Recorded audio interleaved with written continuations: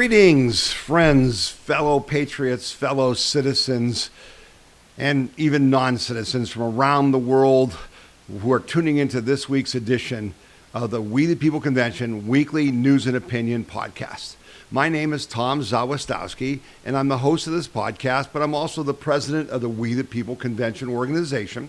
And this podcast is brought to you by the generous donations of the donors to the We the People Convention who pay for this podcast, our very extensive website, for our social media, for our text messages, which are very expensive, and our emails to you guys cost thousands of dollars a month to do that, and for the donations we make to other conservative groups and individuals who are helping us fight the fight and do what? Protect and defend our individual freedom, liberty, and prosperity. That's what our organization is dedicated towards. That's what our membership is fighting for, to protect and defend our individual freedom, liberty, and prosperity. So welcome to this week's podcast. It's February 21st. And wow, the new year is just speeding by. And fortunately, here in Northeast Ohio, we had some warmer weather this week, which was certainly very welcome. And boy, people had cabin fever because people and dogs and motorcycles and everything was out. But we're thinking about you folks on the East Coast because it looks like New Jersey, New York, Boston are going to get slammed today, Saturday and Sunday. And so we'll be thinking about you guys. We're not going to get anything like that. Our temperatures dipped a little bit. We're going to get a couple inches of snow. But hopefully for us, the worst is over this year because I got my electric bill. Whoa, mama. I was, because we had to use electric heaters to help, because it was minus 7 degrees, chill factors of minus 20 for weeks on end. And we had to use these electric heaters to help our gas furnace keep up.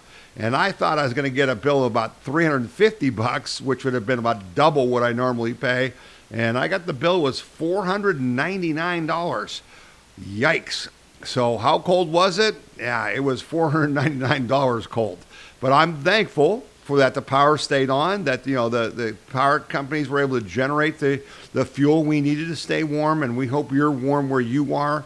And we're thankful that we could stay warm during the cold, but we'll be thinking about all you folks, all of our members who are on the East Coast dealing with another storm this week. Wow, let's hope we finally get past this and move on.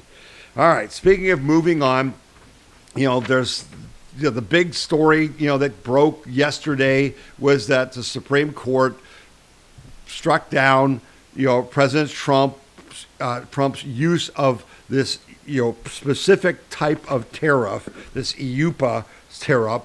And a lot of you wrote to me immediately, and we put up I thought a good story at the website at wethepeopleconvention.org saying Supreme Court rules Trump's tariffs are illegal, but other options are not. And that's really the takeaway from this. Many of you wrote to me and said, Tom, would you please, I don't understand what just happened.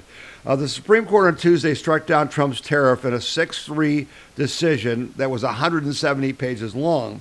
The court ruled that Trump's use of the 1977 International Emergency Economic Powers Act, IEPA, which constituted about half of the tariffs we've seen under Trump, was not lawful. Kavanaugh, Thomas, and Alito dissented, and basically they said that IEPA does not authorize the president to impose tariffs. The ruling stems from a consolidated challenge brought by small businesses in multiple states, including Costco, who argued the statute originally intended to authorize sanctions and asset freezes during national emergencies does not grant the executive branch the power to levy taxes on imports. The courts reasoned that the Constitution vests the authority to impose duties and tariffs with Congress alone, and found that this IEPA authorization did not give Trump that authority. So the reason Trump used the IEPA initially was because it was fast.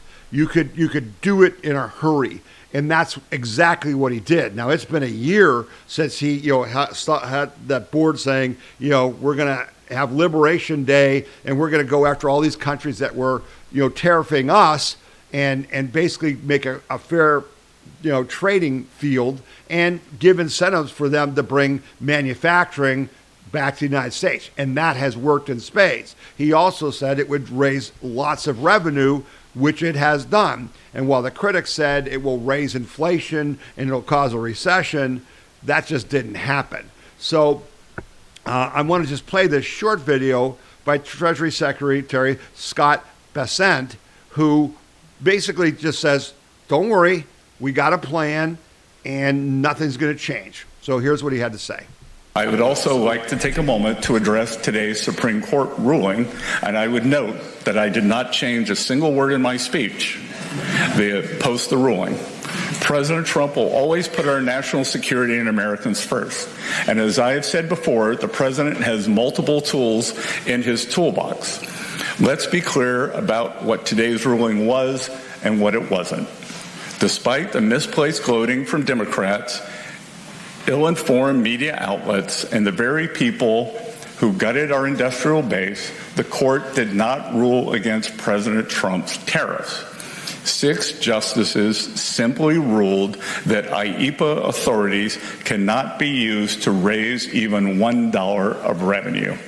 This administration will invoke alternative legal authorities to replace the IEEPA tariffs. We will be leveraging Section 232 and Section 301 tariff authorities that have been validated through thousands of legal challenges.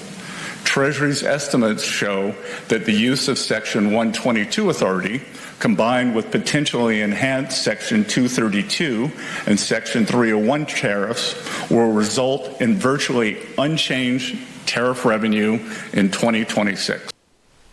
So there you have it. Basically, it's making no difference. They're going full speed ahead. President Trump then announced a 10% tariff across the board using one of these other tools. And you heard the secretary, say, Section 301, 122. There's like 6 different, laws that the president can use to put tariffs on people. The difference is they're slower. Okay, they take like some of them can take up to 6 months to implement, and Trump needed to do what he did in a much shorter time frame. So the bottom line is, he won. Trump won. He got what he wanted. He got what we, the American people, needed, and that was to bring in all kinds of additional revenue to get the tariffs adjusted globally so that our businesses could export to foreign countries where they couldn't before. And we've talked about those deals, the Taiwan deal we just talked about last week, the India deal the week before that, all kinds of great deals that are helping our farmers and our manufacturers, okay? And then it brought in a ton of revenue. And so this was released before the Supreme Court announcement, but it's important that we don't lose track of this. Trump announces tariffs have slashed U.S. trade deficit by 78%. What? Our trade deficit by 78%?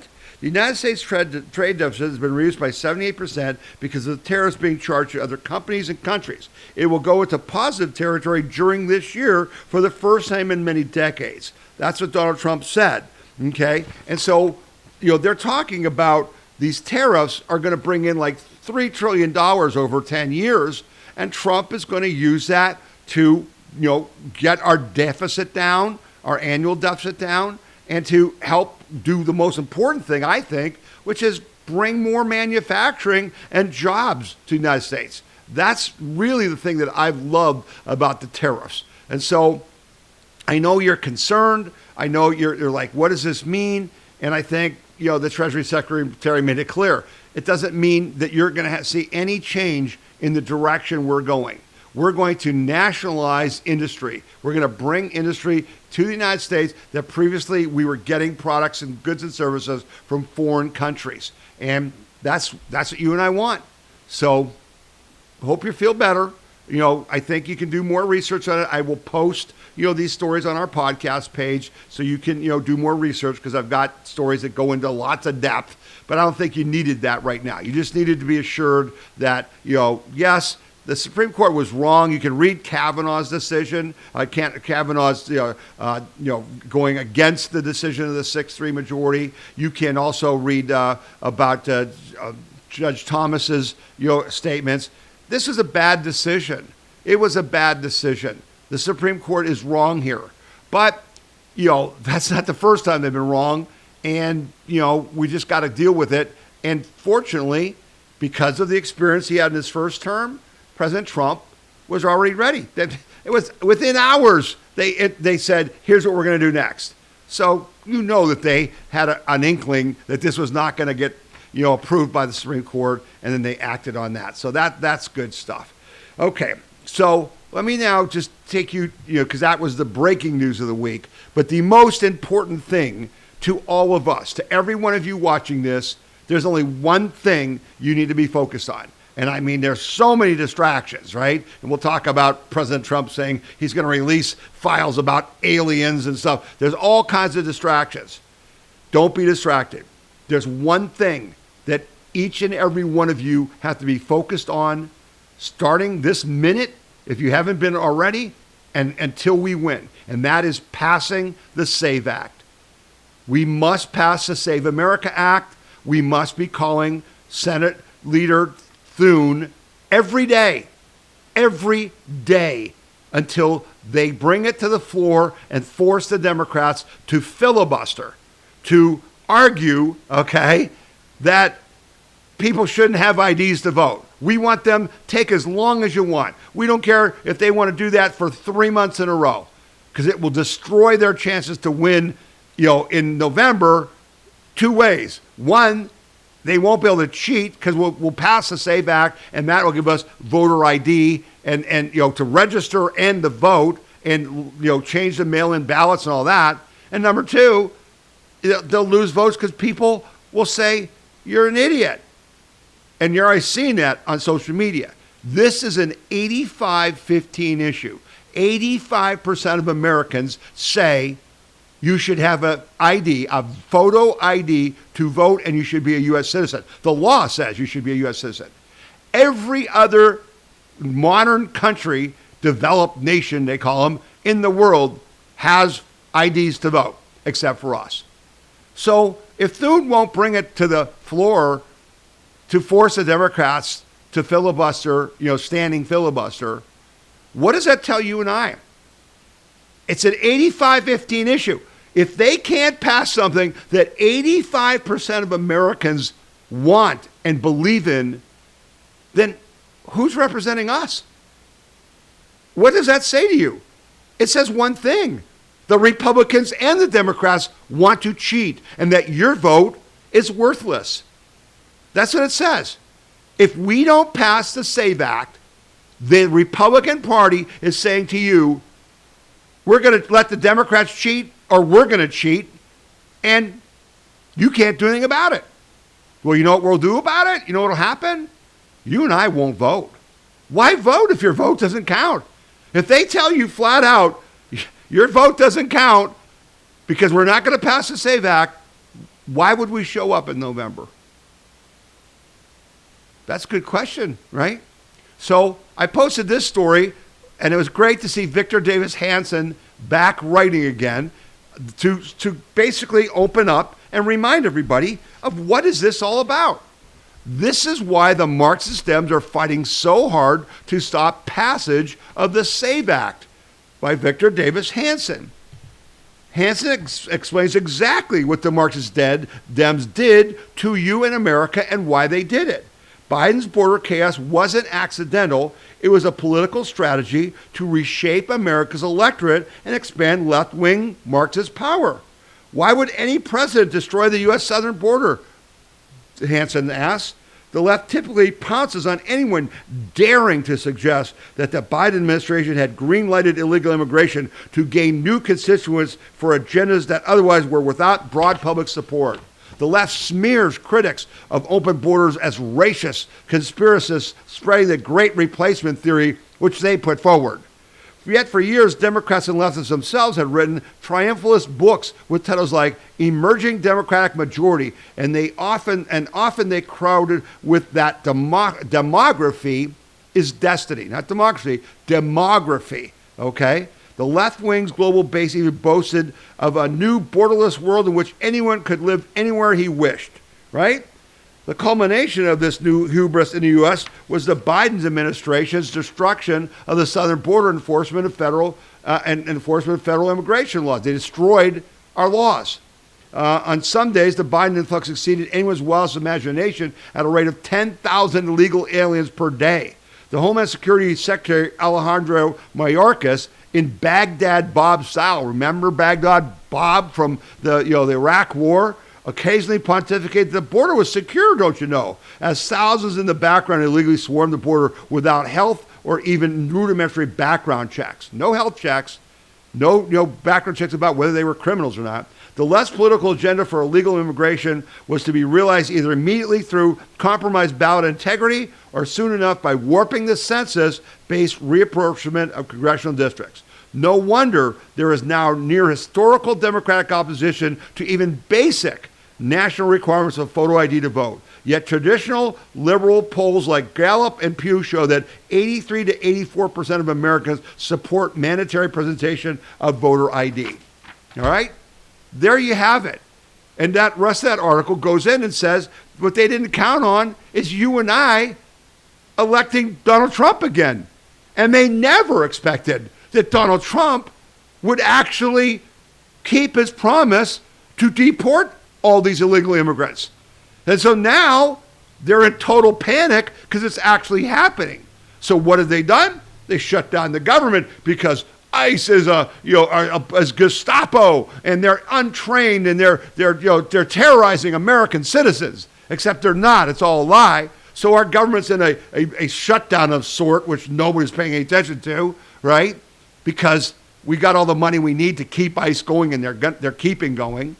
And then what are they doing? They're going to fight the SAVE Act because they know if we deport these people, they can't win elections because the Democrat, Marxist, Communist, Socialist Party of Hillary Clinton and Barack Obama and Joe Biden and the rest of them has been cheating for decades.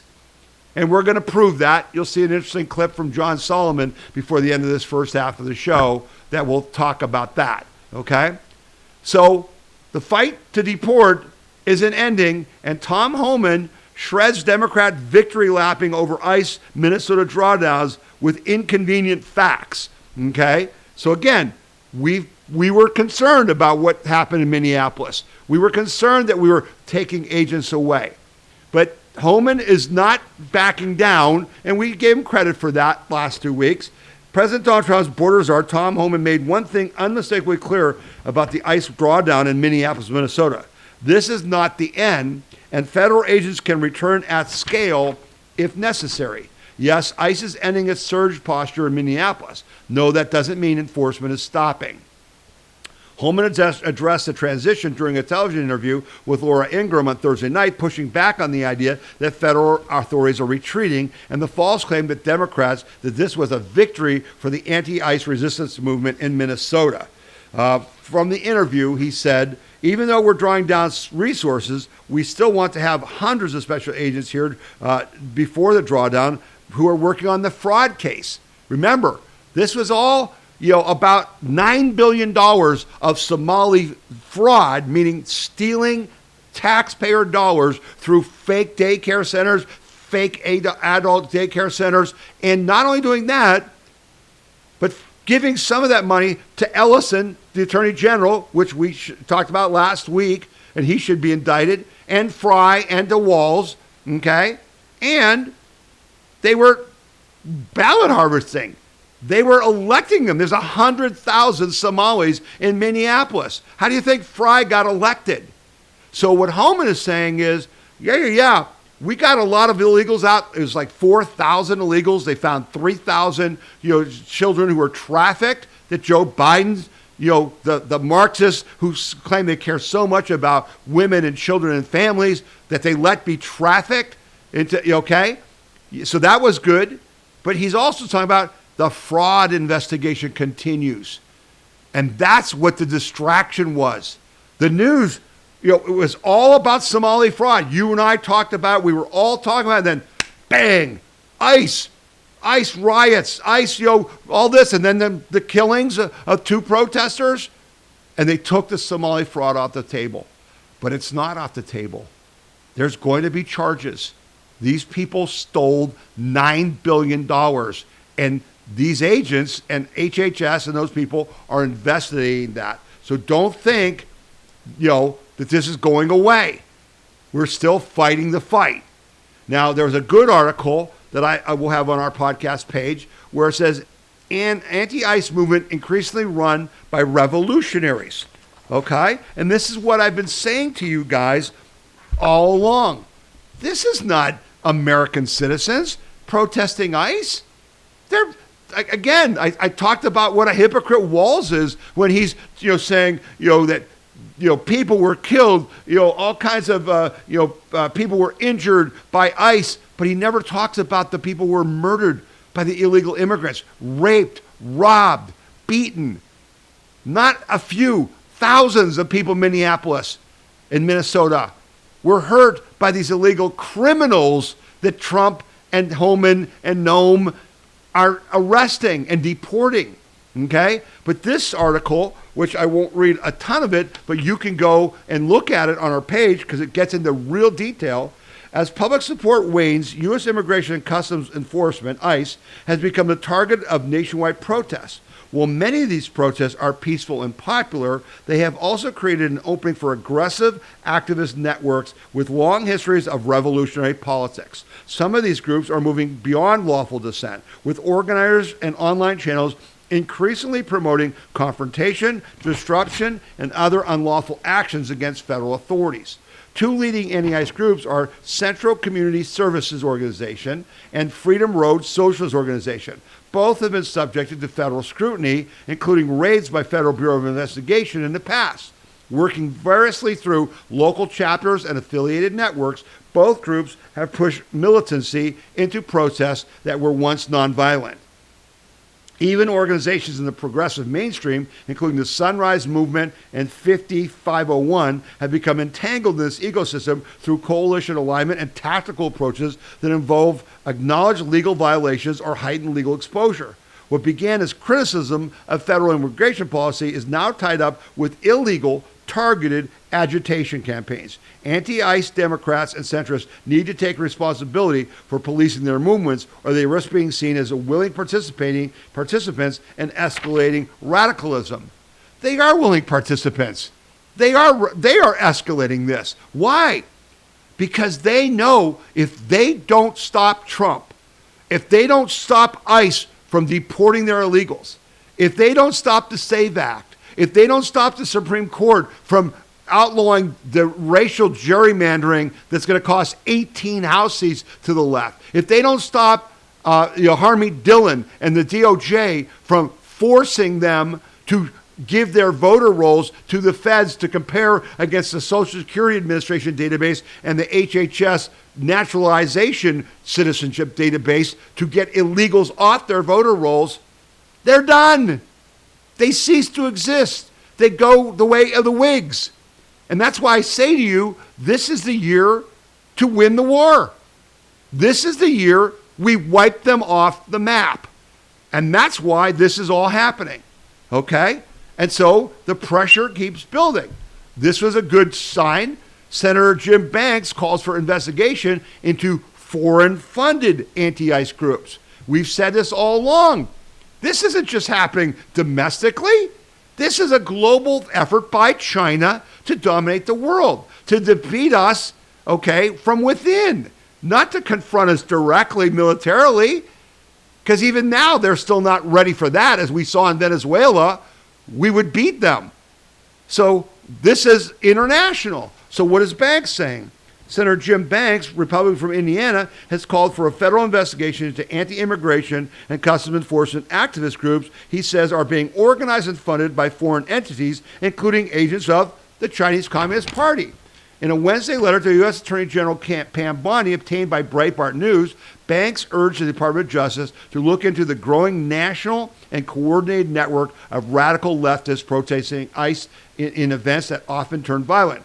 He said, I urge you to investigate foreign influence behind anti-ICE activism. Progressive groups across the country are organizing protests, economic boycotts, and school walkouts. Yeah, that's been fun, huh? So, did you see the stories about how many students have been suspended?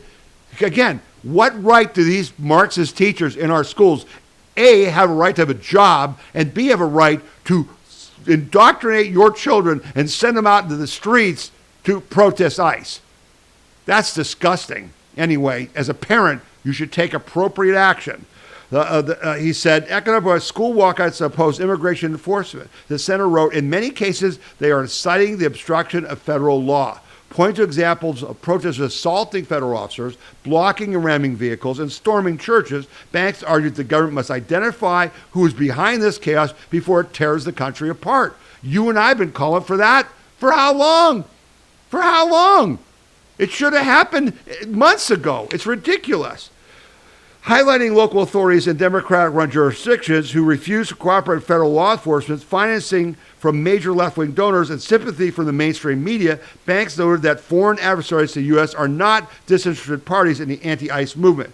Just last week, the U.S. Department of State identified a network of progressive groups run by left-wing billionaire Naval Singham as a source of Chinese influence, the Indiana Republican explained. And we covered that story. This guy's given millions of dollars to Code Pink and the people who are, quote unquote, protesting. They're not protesting. This is a civil war. It's a hot civil war. People are dying. More will die because the Marxists know they have to fight because we're taking away all the ways they cheat and gaslight us to steal power. Okay? So he's doing that. So then this video I want to play for you real short. Dan Bongino is back, as you guys know, and I don't know how you guys feel. I don't know. I just don't relate to him the same now that he's back. I've had a hard time listening to his show, but you know he's having guests on now, which he didn't do as much before. And this time, you know, rightfully so, he had Kash Patel, who was his buddy, you know, the FBI director, and he was his assistant. And I thought this was important, so I want to share it with you. We're going to look at the facts that exist. We're not going to try to make up facts that don't so we can serve a political narrative. And wait till you, and I know you know this, but wait till you see what's coming in the next month or two on the funding streams related to this. You and I had launched a serious investigation. We had said these organizations don't operate alone, don't operate in silence. They operate with a heavy, heavy stream of funding. And we started looking into it, and guess what, Dan? We found them. Oh, okay, so you found him. Why 2 months?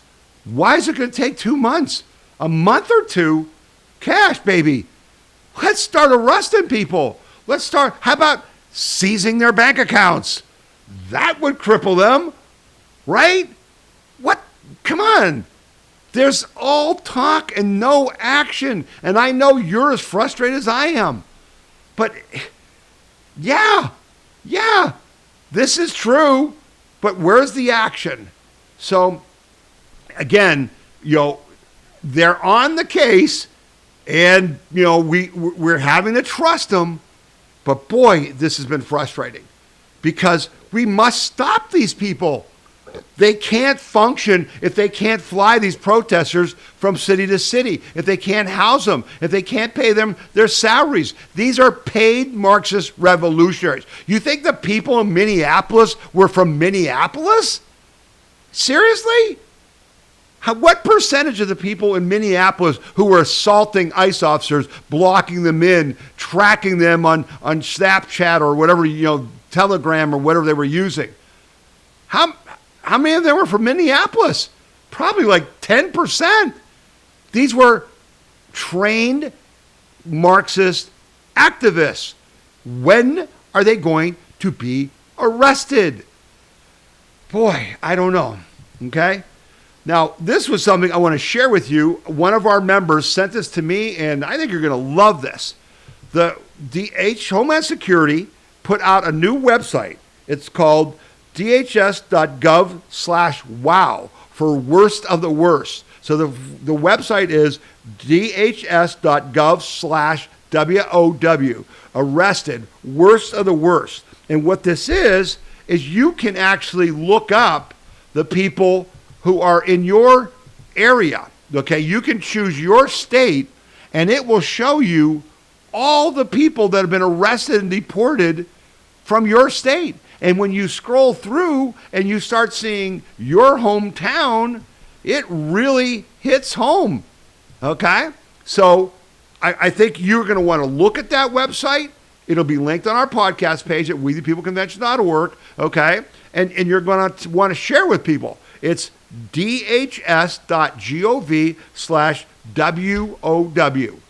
Pretty cool. Pretty intense. So that was good. So, again, how did we get here? Why are we having this problem of having to deport all these people? And we talked about, Victor Davis Hanson said, it was no accident the Biden people let them in.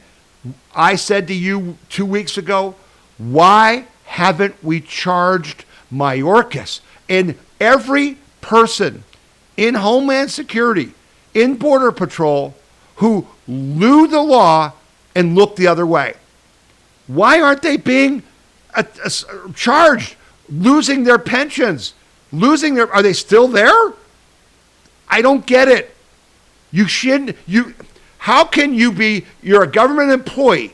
You should know the law better than a regular citizen. You blatantly go along with breaking our immigration laws, intentionally letting in people you didn't even vet, check, or whatever, and you're not held accountable? I don't get it. We should have a special counsel just on that. Because you got all their emails and stuff. You can prove that they knew and went along with it. Don't give me this crap they were just following orders, right? Remember the Democrats' little video telling our soldiers not to obey illegal orders because you could be prosecuted? Yeah. Doesn't that apply to government employees? If not, why not? And so this is what we're dealing with. Again, you never heard this. This just popped up. Biden's quiet amnesty for nearly 1 million illegal immigrants. Quiet amnesty. What does this mean? President Joe Biden not only allowed 6 to 10 million illegal aliens to walk across the border during his term, he also granted a, quote, quiet amnesty to nearly 1 million. We're only learning this now, as the Department of Justice revealed Biden's officials improperly terminated, dismissed, or closed many cases before the nation's immigration tribunals. The tool for this deception was the DOJ's Executive Office for Immigration Review, EOIR, pronounced like Winnie the Pooh's donkey friend, IOR, which oversees deportation cases. Now again, the tool for this deception was this group. How come these people who work there aren't all fired and charged with crimes? Right? Because here's what they did. Under the Department of Homeland Security Secretary Alejandro Mayorkas, the Biden administration used ER to manipulate removal hearings, tanking pending cases in the name of prosecutorial discretion. The House Judiciary Committee Chairman Jim Jordan tracked this scam, and in October of 2024, a month before the election, his staff issued a report revealing that more than 700,000 illegal aliens have had their cases dismissed, terminated, or administratively closed under Biden, which allowed these aliens to stay in the country indefinitely without facing immigration consequences. That report, released 12 days before the 2024 presidential election, went largely ignored, even as early votes were being cast. Okay? The Biden administration knew congressional Democrats would pay a hefty price in the election if they tried to legalize huge swaths of unauthorized population it allowed into the country. So, Biden and DHS and DOJ manipulated the immigration courts to spur a quiet amnesty for nearly 1 million removable aliens. This isn't to say that these 1 million people are undeportable, but it would require ICE to find each one of them now, serve them with charging documents, and start the court cases from scratch. The last administration left an immigration disaster for border czar Tom Homan to clear up, the actual scope of which is just becoming clear. It's not a pretty picture. My God. When are we going to go after the criminals in our government? When? We've got to do this. Now, it's again, and now the Trump administration will take action, but again, it makes it harder. And they're going to try to run out the clock on Trump, man. But they're taking action, big action. Trump administration cancels visas for 100,000 foreign nationals who don't meet American standards. Well, this is a good thing. What does this mean? The State Department revoked more than 100,000 foreign visas in 2025. That's more than twice that were revoked in 2024. The figure is an all-time record and follows on President Trump's day one executive order on foreign vetting. In 2024, the department revoked 40,000 visas. The majority of these revocations were for businesses and tourist travelers who overstayed their visas. We've talked about that. That was a whole industry. Why even have a visa process when you're not going to throw out of the country the people who get a visa and overstay it? Right? Where's the law? There's no law if you don't enforce it. But some of the 8,000 students and 2,500 specialized workers also lost their legal status. A department spokesman said a majority of the students and workers who lost their visas had criminal encounters with law enforcement. Among specialized workers, half of the revocations were based on drunken driving arrests, 30% for assaults, battery, or confinement charges, and the remaining 20% revoked for theft, child abuse, substance abuse, and distribution, and fraud and embezzlement charges. Nearly 500 students lost visas for drug possession and distribution, and hundreds of foreign workers lost visas because they were believed to be abusing children. In August 2025, the Trump administration announced it was reviewing, get this, and we talked about that back then, that they were reviewing all 55 million foreigners who have valid U.S. visas. Because if you commit crimes, your visa can be revoked. This is another way to get them out of our country. So, 100,000 isn't a million, but it's a start on a million because we got to do this. And so then, this story is not going to surprise you, but I needed to tell it because you need to see how this is all a grand conspiracy, how it's all connected, okay?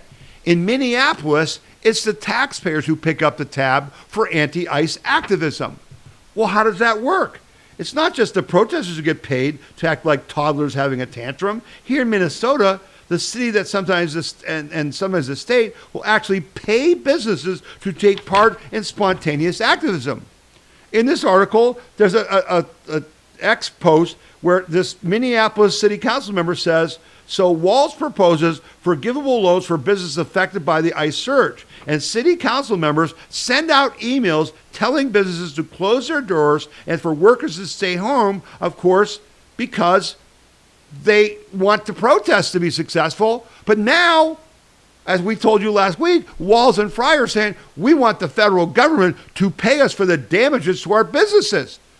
They did it themselves. On top of that, two of the groups hosted the Week of Action are getting and have been getting state funding for years. For years. Minnesota politicians are crying crocodile tears about how much the ICE surge into Minnesota costs our business community, failing to note that the costs accrued were entirely the result of the protests, not of ICE. ICE didn't shut down any businesses. ICE didn't block streets. ICE didn't put fear in the hearts of people. The protesters did. And that the costs accrued were entirely the result of activism the government officials at the state and local levels egged on. Not just egged on. In many cases, it was grants from the city and state that helped fund the organizers of the protests. And it was state and local government officials who fed informants the signal chat to tell them where the ICE agents were and caused roving riots. The taxpayers of Minnesota, you're paying for this activism. And now they want you and I around the country through our federal tax dollars to reimburse them. No. Like we said to Kash Patel, seize the bank accounts. Stop this. Shut it down. But they do it because they can, because they get away with it. And that's the whole problem. They lie, right? They use propaganda, and they act to destroy the country. And so I've stayed away from Mandami and New York and the whole thing about that. It's just because all the media is based there and all that. It's just ongoing, everything he's going to do. And that's great for us because he's a moron. He's totally incapable of running a city like New York, okay? And now the chickens are coming home to roost. But this is something that you need to understand because it's a real threat to you, to our nation as a whole. New Yorkers wake to the Islamic call to prayer. There's a X post, and I'm not going to play the Islamic call to prayer on this podcast. I won't dignify it with that. We all saw this coming, not because we hate our neighbors, not because we fear prayer, but because we understand history. We understand symbolism, and we understand that culture never collapses all at once. It erodes, quietly at first, then loudly. A tweet making the rounds this week shows video of the Islamic call to prayer, the Adhan, echoing through New York City streets at dawn. Thousands of Muslims blocking the streets, kneeling, while over loudspeakers, they're playing the call to prayer. 5 o'clock in the morning, amplified, projected over neighborhoods that still carry the scars of the September 11th attack by who? Radical Muslims on the United States. That date is not ancient history. It is living memory. Okay? You think they're not here to take over? You think, can you read the Quran? Do you understand Sharia law? Can you do a little research? I would expect that everyone watching this podcast understands that we have two enemies. Just like World War II. We had to defeat the Nazis, but then Patton knew the real enemy was going to be the commies, Stalin and the commies. Well, now it's the reverse. We have to beat the commies because they've taken over the Democrat Party, okay, to gain power, to steal power. They brought in these illegals. They broke our laws to rig our elections so they could destroy our country from within. We have to defeat them, and this is the year we win the war, okay? But then, as soon as that happens, we got to defeat radical Islam. And I talked to you last week about the Congressional Caucus, outlawing Sharia law, okay? Mandami is the poster child. That's great because he's going to make it easier to prove that they have ill intentions. And, boy, are the folks in New York shocked that Mandami is talking about raising property taxes in New York City by 9.5%, not on wealthy people, on the middle class. Yeah, there's some real interesting videos on social media about that, right? Because here's the difference. Florida is twice the size of New York in population, and their state budget is half of New York City's budget. That tells you all you need to know. That's the difference between socialism, Marxism, whatever you want to call it, and capitalism. And that's why people are leaving New York in droves and going to Florida. Okay? And so you didn't vote. You didn't show up to vote in New York. You let this happen. I don't feel sorry for you. But you know what? Donald Trump has to have one message for New York City. You're not getting a dime. Matter of fact, he should start cutting whatever money they're getting. Now, that's going to be hard for Donald Trump because he loves New York. That's his hometown. We must crush Mandami and his supporters. And the way you do that is deny them money. Deny them money. Okay? So this was a good story coming out of Texas. The Fifth Circuit upholds Texas ban on ballot harvesting in major election integrity win. Okay? This is, another big issue for this fall. Can we stop them from cheating? The Fifth Circuit Court just handed Texas a major win on ballot harvesting, reversing a lower court and allowing the state's ban on paid in-person ballot harvesting to take effect. The ruling clears the way for enforcement of a key provision in Senate Bill 1, the 2021 election integrity law signed by Governor Abbott. The statute targets compensated political operatives who interact with voters while they are physically handling ballots. The law defines voter harvesting services as in-person interactions with one or more voters in the physical presence of an official ballot or a ballot voted by mail intended to deliver votes for a specific candidate or measure. So what he's basically saying, he's saying you can't be a paid ballot collector and be there when they're filling out the ballot. Because that's when you're influencing them. Yeah, check this box. This is who you want to vote for. And the court upheld it. So that's a big win. That's going to have an effect in Texas, which is where Sharia's really moving in, where the Democrats are trying to turn it blue, where people from California and New York are moving and changing the electorate. We got to do everything we can to stop it. Then there's a curious case of Virginia. Judge blocks Virginia Dems' unconstitutional power grab for now. So in response to Texas redistricting to get us 5 more House seats, and California redistricting to get 5 more back, and then other states like Missouri and Ohio redistricting to get a seat here and there, Virginia wants to redistrict to get rid of like the 1 Republican seat. And it's just egregious. 40% of the people in Virginia are Republican, and they have only 1 seat. All right? But here's what happened that is just bizarre, because that headline said a judge blocked this thing. Well, now the Supreme Court has stepped in, and get this. The Supreme Court of Virginia has agreed to expedite the case challenging the legality of the state's Democratic-led congressional redistricting plan, setting up a timeline that would allow voters to weigh in before the court makes its final ruling. What? The decision fast-tracks an appeal of Circuit Court judge ruling that declared the Democrats' redistricting plan illegal. That's what the headline just said. Despite the ongoing legal challenge, the court said the voters' referendum scheduled for April 21st can still proceed. So what they're going to do is they're going to let the voters of Virginia vote on the plan on April 21st, but after April 21st, the Supreme Court may say, never mind, it was illegal because you didn't give 90 days notice or whatever the technical aspect is. Well, yeah, you think that court's not going to be influenced by the voter outcome? Seriously. It's bizarre. But then the radicals have taken over Virginia. We let them. Republicans in Virginia, you let them.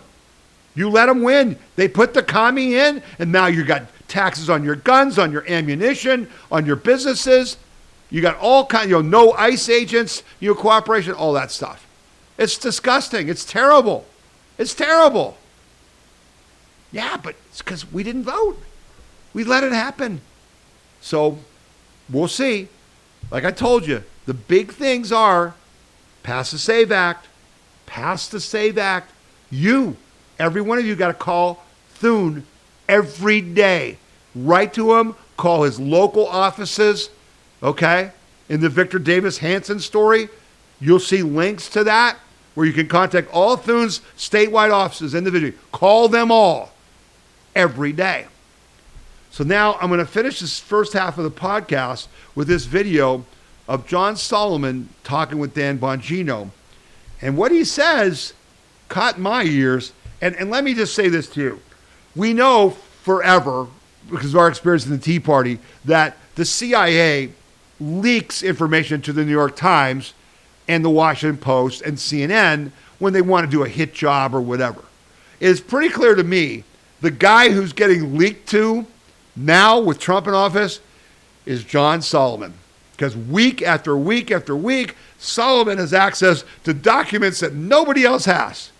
So I trust him because he's a good reporter. He's been trustworthy, but he knows a lot of stuff. And boy, I sure hope this thing is true. Listen to what he has to say here. Pretty eye-opening. Now we have a bunch of lazy senators who want to threaten the filibuster and not get off their feet and talk and really represent the people and stand for what they believe in. And all the American people are asking John Thune to do is to restore the Senate to the way it used to work before Mitch McConnell's lazy filibuster ideas kind of came into play. And I think that the American people are going to be there. Here's what I think is going to happen, Dan. And I think you probably know some of this because you had a foresight into some of the things that the Bureau now knows that was kept from the American public. I think Donald Trump is going to change the narrative in America. I think he's going to change some senators' minds, and he's going to do it by revealing some of the things that Chris Wray and that Chris Krebs and other major officials who were in charge of the integrity of our elections and who told us it was a perfect election in 2020. he's going to start revealing some of the intelligence that was kept from the American people. And we're going to see that our foreign adversaries have monkeyed with our system more than we knew, more than those driver's licenses coming into Chicago that you helped get all of us to understand about a few months ago, about China sending fake driver's licenses to help Joe Biden in. There are going to be significant efforts by foreign powers, some friends, some enemies, that were trying to meddle in the system, and they got pretty far down that path. And I think when senators realized their state could have been targeted, when senators realized that the intention of the identities of some of their voters might have been assumed, I think there's going to be a different debate in America. And I think if the president takes the time to educate people and show them that maybe the stories we got from the last leadership weren't true, I think he's going to pick off the votes. And then the American people are going to put some pressure on John Thune, and they're going to surgically implant a stiff back, and he's going to change that filibuster for this particular thing, make it a standing filibuster, make the Democrats talk till they drop, and then we'll get a vote in the summer. But I think there's some big, significant, and very troubling revelations about the vulnerabilities of our elections that the president is about to unveil on the American public. Wow. Yeah, I hope so. I think that's what Georgia's all about. I think that's what's going on in Arizona, right? I hope so. What I don't like is, we're going to put pressure on Thune and they're going to vote this summer? The hell are you talking about? You're going to vote this summer. You're going to vote this week. You're going to vote this month. You're not going to have a choice. And we're going to convince the senators that maybe their votes were, were targeted, or, foreign adversaries, played with their votes. Yeah, right. No. We're going to force them. You and I are going to force them to vote on this, or none of them are going to get reelected, because we're not going to show up to vote. Okay? But let's hope. John Solomon's basically saying to Dan Bongino that we've got the goods now.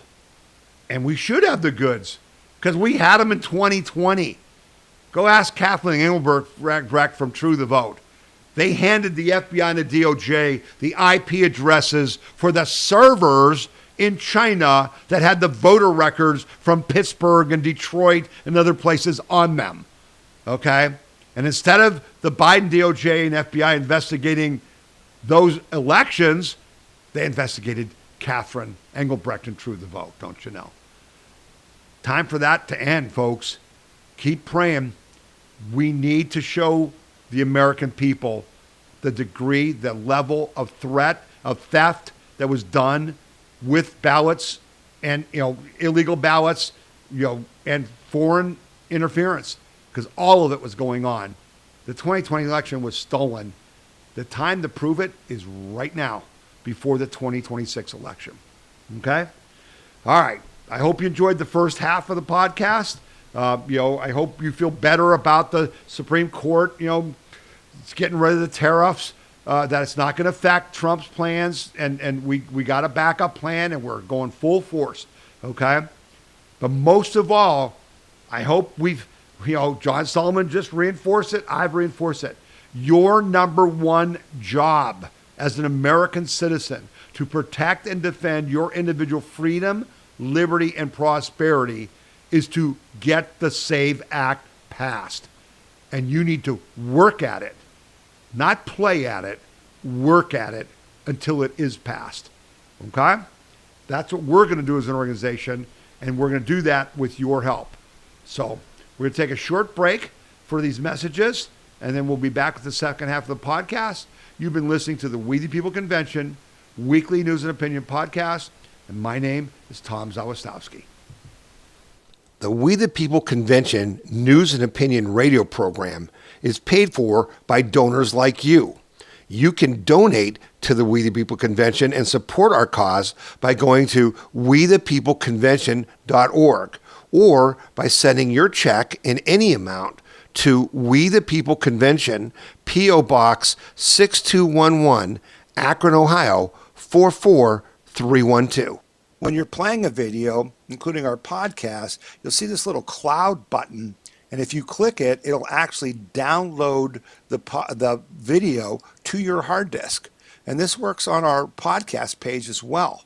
if you're playing our podcast, and it's going to be loud, so I won't play it for much, but there's our podcast playing, and you can see this little, download button. Okay. The other thing you got to notice on our podcast page is that there's a link here where you can send me a message about this podcast. Hey, it was great. Hey, I didn't like it. What, something was wrong, or here's a correction, that kind of thing. You can use that link. And then these are the stories that I covered in this particular podcast. And you'll see there's links that go to the stories, to the articles that I used in reporting on that. So you can click on that. You'll also see that you can sign up for our emails and text messages, but you can also watch our podcast on Roku TV and on Amazon Fire TV. And these are the instructions for doing that. So this is all on our podcast page, right on the front page where the yellow button was. So if you click there, this is our podcast page. These are the instructions for watching on Roku TV or Amazon Fire. And I watch our podcast on TV. It just feels more comfortable. So you can do that. We're also on Rumble. If you go to Rumble, you should join Rumble. And it's Tom Z at WTPC. You'll see our podcast there. So you can get us a lot of different ways, including on Apple iTunes. And then this is an audio version of our podcast. If you click here, it'll just play the audio of the podcast. It will not, show you the video. So people can, listen to that while they're jogging or, working out, working in the yard, or just relaxing and just want to listen to the audio and not watch the video. And again, this is available on phone, on your iPad, on your laptop, on your computer, any way you want. And you can share this whatever you see. If you're on a page that you really like, and you see an article that you think, geez, I've got to share this article, with someone in my family. You can send them an email by clicking on the little envelope. You can post it on Parler or MeWe. If you click on this, you get all kinds of options, where you can put it on Twitter or Facebook, whatever, which we don't support, but you can do whatever you want. So we ask that you share what you see on our We the People Convention site, and that you get more people to look at it, because that's the whole idea here, to help educate people, inform them. And then, as I said before, Link, we're not just about talk, we're about action. And in my podcast every week, which is published every Saturday, so if the new podcast usually comes out every Saturday, and in that podcast, I will ask you to do certain things that will help protect and defend your individual freedom, liberty, and prosperity. So that's the We the People Convention website. Come back often, use it to be informed, and share it with others. Thanks a lot. All right, and we're back for the second half of the podcast. We're glad you're staying with us. We appreciate you if you donate to the We the People Convention. Thank you very much. We have a lot to do this year, and I assure you we will use your donations wisely. So thank you for those who do give. If you can give, please go to wethepeopleconvention.org and donate what you can. But those of you who can't give, we understand. Things are tough. I just told you I got a $499 electric bill for the month. Okay, that'll hurt you if you're on Social Security like we are, right? So you can't all give. We know that. We appreciate that you do other things. You share this podcast with other people. You share the stories on the website. You get our emails and text messages by going to wethepeopleconvention.org and signing up and giving us your email and phone number so we can send you stories that you then share. Because the more people we educate, the more people who get our message of action, the more people who act. So that's awesome. And I want to remind you that we have the chapters player that usually takes us till Sunday to come up, where you can just go through the stories, click, and start watching right on that story. And then it has a link next to it that you can send that link to people via text or email or put it on social media, and it'll start right at that story. Okay? And then we linked all the stories that we cover to the original articles so you can read more in depth, because I don't read you the whole story. There's lots more in every article. All right? So you can do more research. We're giving you the tools to educate yourself and your fellow citizens so that we can all protect and defend our individual freedom, liberty, and prosperity. Okay. So let's move on as we normally do in the second half. We start with international issues. And man, this looks like war to me. Trump gives Iran 10-day ultimatum to reach nuclear deal. And basically he's given him 10 days, but it's like 10 days for us to get another aircraft carrier in there. President Donald Trump issued a deadline on Thursday for Iranian government negotiators to reach an agreement with his administration to dismantle the Islamic Republic's nuclear weapons and ballistic missiles program. Speaking at the inaugural Board of Peace meeting in Washington, I'll have more to say about that in a second, Trump gave the Iranian regime 10 days to reach a deal as the U.S. military continues its buildup around the Middle East, with the air power presence alone rivaling that on the eve of the 2003 U.S. invasion of Iraq. Whoa, what's that costing, huh? That's billions. We may have to take a step further, or we may not, said Trump. Maybe we're going to make a deal. You're going to be finding out over the next probably 10 days, Trump said. Notably, this is notable, the U.S. aircraft carrier Gerald R. Ford strike group left the Caribbean earlier in February for redeployment in the Middle East and the Mediterranean, and is expected to arrive within days. The Ford's arrival will bring the U.S. aircraft carrier presence near Iran to a total of 2, while the U.S. Air Force has moved a significant number of assets into the region in recent days. While the Iranians officials claim they've reached a preliminary understanding with the United States, the Trump administration appears to be less confident in negotiations. The bottom line is, we want regime change. The bottom line is, the national interest for the United States is to end the funding of terrorism. And now Israel, wants to destroy Iran because, Iran says death to Israel and death to the United States. Okay, so that's pretty clear. But we have an interest in that Iran has been funding Hezbollah, all the radical Muslims in the United States get money from Iran. So just another way of cutting off the money. What we, the American people, don't want is some sort of a protracted war. We got to have a Venezuela type deal here. None of us, I don't think any of you want U.S. troops on the ground in Iran. I sure as hell don't. Okay? So I think something's going to happen.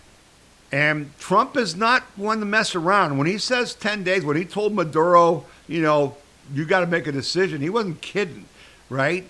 So hold on to your hats, kids, because this could be a game changer. This could be really a problem. In the meantime, something a little better, I think, is going on. Exclusive, Rubio's secret squeeze on Raul Castro's Cuba. Secretary of State Marco Rubio has been holding secret talks with the grandson and caretaker of Cuba's aging de facto dictator, Raul Castro, as the U.S. puts unprecedented pressure on Havana's regime. The talks between Rubio and Raul Ramiro Rodriguez Castro are bypassing official Cuban government channels. They show that Trump administration sees the 94-year-old revolutionary as the Communist Party's island's true decision maker. So even though he's 94 years old, he's going to decide what happens. They're talking to his grandson to try to make a deal. Rubio and his team see the 41-year-old's grandson and his circle as representing younger, business-minded Cubans for whom revolutionary communism has failed and who sees value in reapproachment with the U.S. Our position, the U.S. government's position, is the regime has to go, the senior official said, but what exactly that looks like is up to the President Trump, and he is yet to decide. Rubio is still in talks with the grandson.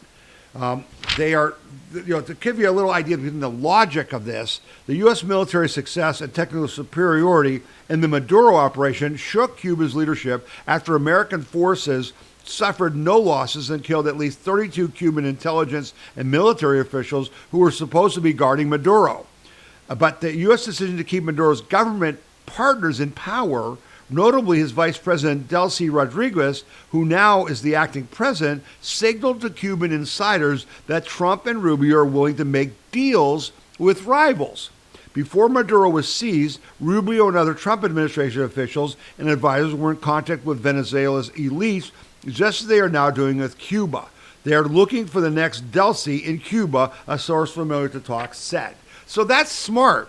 That's smart. And I mentioned to you a couple podcasts ago, wow, if Cuba says, hey, we're going to have elections, we're going to have people run in fair elections, and we're going to adopt democracy and capitalism, Cuba is going to become a powerhouse.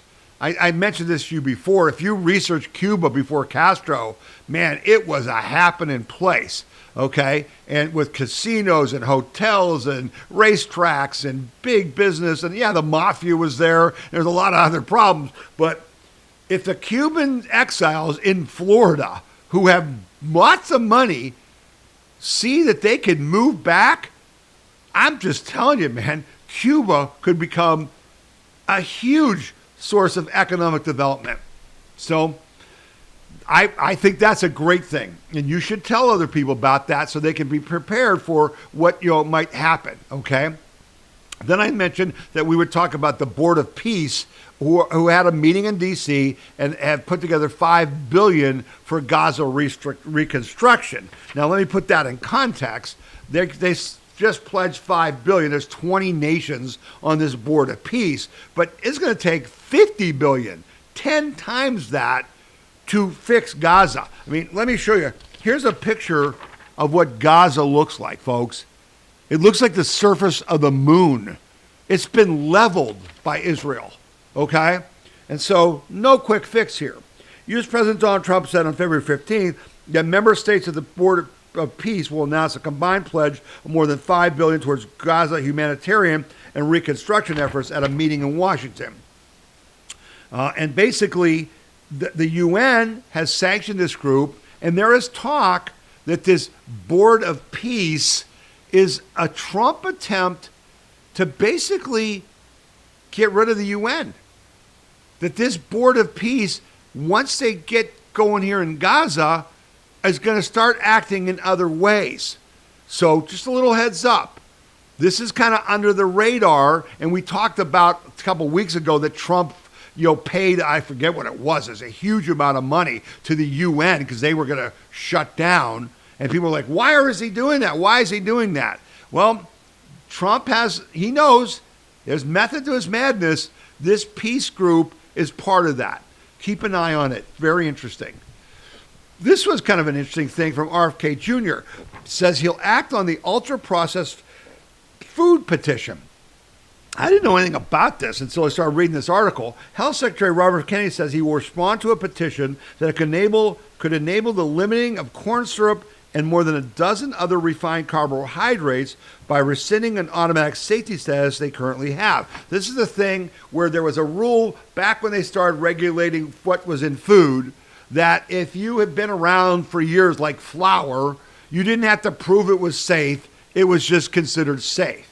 But then the big drug companies, the chemical companies, the people who made these things like corn syrup started pushing. So, well, our stuff should be on that list too. And they never had to defend them as being safe. And RFK Jr. is tearing that apart. Well, this guy, David Kessler, he said, we will act on David Kessler's petition, Kennedy said in an interview aired on CBS's 60 Minutes on February 15th. Kessler, a former Food and Drug Administrative Commissioner, said in a petition to the FDA filed in August that regulators should stop including refined carbohydrates such as corn syrup and high fructose corn syrup among ingredients classified as generally recognized as safe. That's that GRAS thing. Generally recognized as safe. Companies can verify the safety of items listed under GRAS without government oversight. Kennedy directed the FDA in March of 2025 to explore eliminating that GRAS thing. Evidence over the last several decades since the GRAS evaluation of processed refined carbohydrates used in industrial processing demonstrates that ultra-processed foods that contain these ingredients put people at risk for increased caloric intake, weight gain, and metabolic abnormalities, Kessler wrote in the petition. Hundreds of comments have been filed on the petition, many of them supporting Kessler's position. Kennedy, whose department has banned several synthetic colors to try to make food healthier, told 60 Minutes that Kessler's petition raises questions that the FDA should have been asking a long time ago. He added, later in the interview that he believes that officials would prevail in taking on ultra-processed foods because President Donald Trump supports them doing that. I'm not saying that we're going to regulate ultra-processed food. He also said our job is to make sure that everybody understands what we're getting to, and that is to have an informed public and safe food. We're all for that. So that's really interesting. And then that is kind of tied to this story that's going to make some of you guys go, whoa, okay? Because we talked about how big MAHA, Make America Healthy Again, is to us winning in November, okay? And Trump did this, and this is pretty interesting. Trump signs order declaring glyphosate production as critical to national security. What's glyphosate? Glyphosate is the stuff that's in Roundup, the weed killer that has been under attack for decades as a carcinogen. The chemicals that come under fire by the MAHA movement, with thousands of lawsuits across the country claiming exposure to it, causes multiple types of cancer. President Trump signed an executive order Wednesday declaring the United States supply of glyphosate, a controversial chemical used as a herbicide in commercial food production, a critical component of ensuring national and food security. Trump orders said there is no viable alternative to the chemical, and an adequate supply is crucial for domestic agricultural production, as the herbicide is instrumental in allowing American farmers to maintain high yields and low production costs. Meanwhile, the chemical has come under fire from the Make America Healthy Again movement, with thousands of lawsuits across the country claiming exposure to it causes multiple types of cancer. Glyphosate is a key ingredient in a popular herbicide Roundup produced by German-based agrochemical company Bayer subsidiary Monsanto and commonly used in American food production. Lack of access to glyphosate-based herbicides would critically jeopardize agricultural production, adding pressure to the domestic food system, and may result in a transition of cropland to other uses due to low productivity, the executive order says. Glyphosate-based herbicides are a cornerstone of this nation's agricultural productivity and the rural economy. So there you go. It's kind of like a standoff, and Trump is right on the side of agriculture. And you can see Big Ag probably had a lot to do with writing this. A day before the president signed his executive order, Bayer announced Monsanto substituted a proposal for a $7.25 billion class action settlement. The company wishes to settle the thousands of lawsuits across the country in which plaintiffs alleged that Roundup caused them to develop cancers. Bayer issued a statement with his announcement of the proposal, saying it's not admission of wrongdoing or liability, rather is a decision to contain the litigation. Trump's executive order comes as the Supreme Court agreed to hear a Roundup case this April. The appeal from Bayer is against a $1.25 million award to a Missouri man who claimed Roundup caused him to develop blood cancer. Bayer has maintained that Roundup is safe and not carcinogenic, whereas MAHA advocates have singled out glyphosate as a contributing factor to long-term health care effects in children. So President Trump has said, we got to have it. My question is, we got all this AI going on that's supposed to be looking at solving cancers. Why can't we develop an alternative to this? Why can't we modify it to keep it from causing cancer? I wish that would have been an executive order, that he would have said this administration is going to, put forward funds to help make it safe. That would have made sense to me. I think that's doable with AI. So, this is a tough one. I'd like to hear what you have to say about it. Write to me, info@wethepeopleconvention.org. Tell me what you think. But that was pretty interesting, I thought. So, those two things, RFK Jr., doing one thing and President Trump doing the other was, caught my attention. I have not covered this on purpose because to me it's local news, not national news, but now it's national news, so I've got to share it with you. Dem mayor begs Trump to help end the Potomac sewerage crisis. Potomac, get it.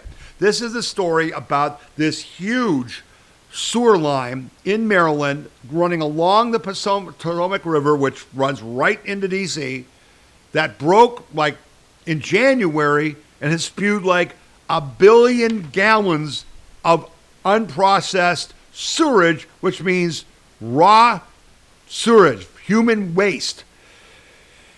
Washington, D.C. Mayor Muriel Bowser is formally requesting assistance from President Trump in addressing the ongoing environmental crisis in the Potomac River caused by a collapsed sewer pipe running between Maryland and Virginia.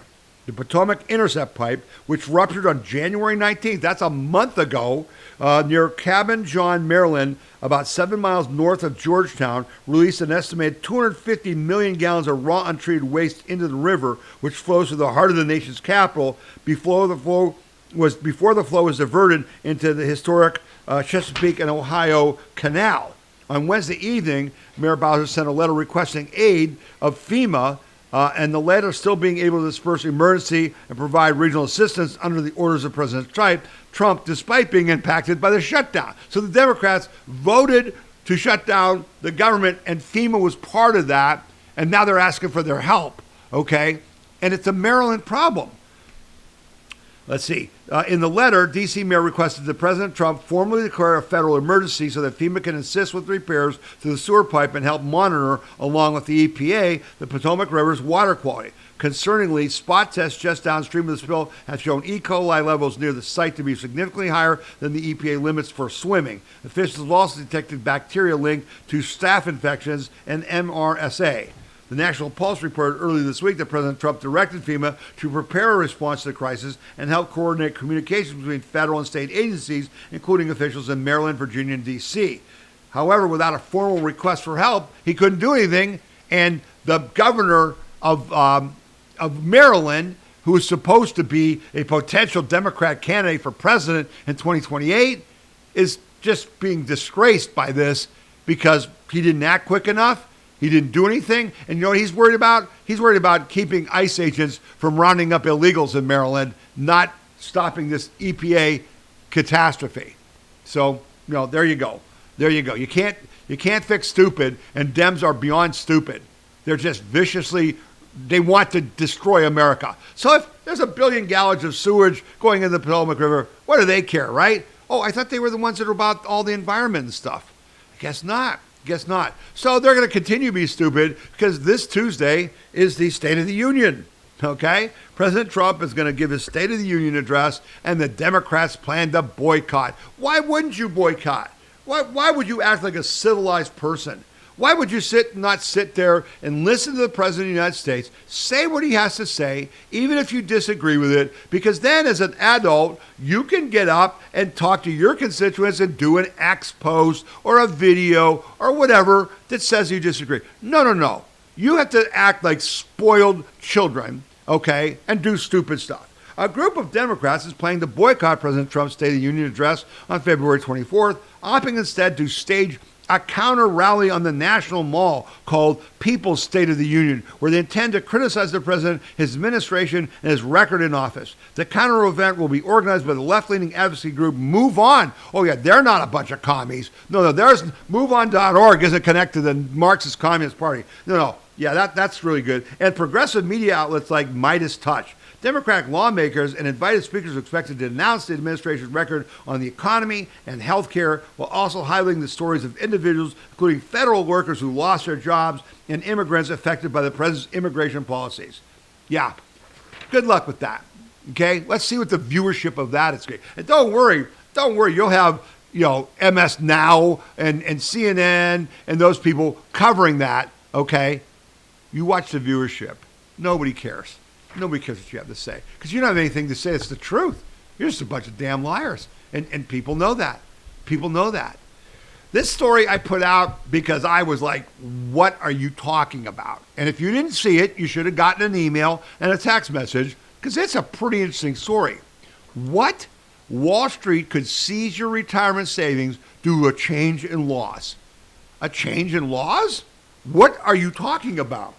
This is from a guy named Justin Haskins and Fox News. This is an opinion piece, okay? Wall Street could seize your retirement savings in the next financial crash, and it's perfectly legal. Recessions and stock market crashes are inevitable in a market-based economy, but few Americans realize that their investments face risks far greater than falling stock prices.